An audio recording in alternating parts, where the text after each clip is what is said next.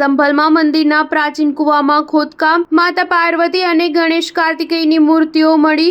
ઉત્તર પ્રદેશના સંભલમાં તાજેતરમાં જ 46 વર્ષથી બંધ જૂના શિવ મંદિરને વહીવટીતંત્રએ ખોલાવ્યું હતું. આ મંદિરમાં પ્રાચીન શિવલિંગની સાથે એક હનુમાનજીની મૂર્તિ અને કૂવો પણ મળી આવ્યો હતો. હવે વહીવટીતંત્રને કૂવાનું ખોદકામ કરતા 3 મૂર્તિઓ મળી આવી છે. આ મૂર્તિઓ માતા પાર્વતી, ગણેશ અને કાર્તિકેયની છે. આ મંદિર 1978થી બંધ પડ્યું હતું. વહીવટીતંત્રએ આ મંદિરની સાફ સફાઈ કરાવી અને 15 ડિસેમ્બરે આ મંદિરમાં ધાર્મિક વિધિઓ અને મંત્રો જાપ સાથે પૂજા આરતી કરવામાં આવી હતી.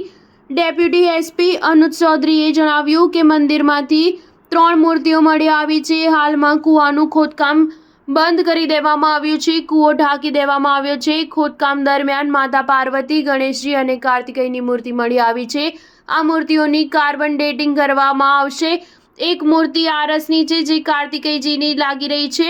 2 મૂર્તિઓ ખંડિત છે. આ પ્રાચીન મંદિર 400 વર્ષ જૂનું છે જે કાર્તિક શંકર મંદિર છે. 82 વર્ષના વિષ્ણુ શરણ રસ્તોગીએ જણાવ્યું કે મારા પરિવારના લગભગ 40થી 42 લોકો અહીં ખગુસરાઈમાં રહેતા હતા. આ આખી શેરીમાં મારો પરિવાર રહેતો હતો. પરિવારના તમામ ધાર્મિક કાર્યક્રમો આ મંદિરમાં કરવામાં આવતા હતા અને કૂવામાંથી પાણી લઈને મંદિરમાં પૂજા અર્ચના કરવામાં આવી હતી. વિષ્ણુ શરણ રસ્તોગીએ જણાવ્યું કે ઘણી વખત મંદિરમાં પૂજારી રાખવાની વાત થઈ, પરંતુ પૂજારીએ પણ સાંપ્રદાયિકતા તણાવને જોતા તે શેરીમાં જવાનો ઇનકાર કરી દીધો. મંદિરની પાછળ જ 4 ફૂટનો પરિક્રમા માર્ગ હતો. ત્યાં એક ઘર બનાવી દેવામાં આવ્યું છે.